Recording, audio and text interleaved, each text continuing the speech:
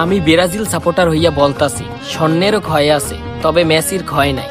কেরিয়ারের শেষ প্রান্তে আইসা মেসি যা খেলা দেখাইতেছে তা দেখার পর নিন্দুকেরাও তার প্রশংসা করতে বাধ্য হইতেছে।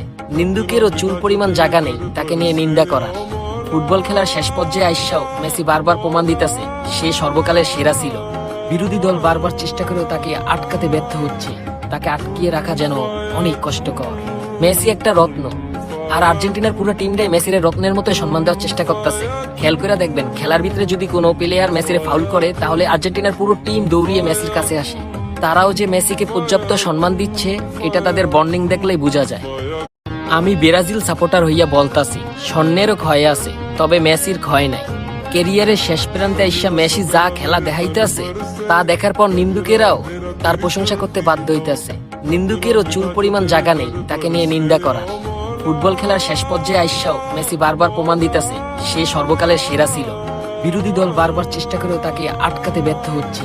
তাকে আটকিয়ে রাখা যেন অনেক কষ্টকর। মেসি একটা রত্ন, আর আর্জেন্টিনার পুরো টিমটাই মেসির রত্নের মতো সম্মান দেওয়ার চেষ্টা করতেছে। খেয়াল করে দেখবেন, খেলার ভিতরে যদি কোনো প্লেয়ার মেসির ফাউল করে তাহলে আর্জেন্টিনার পুরো টিম দৌড়িয়ে মেসির কাছে আসে। তারাও যে মেসিকে পর্যাপ্ত সম্মান দিচ্ছে এটা তাদের বন্ডিং দেখলেই বোঝা যায়।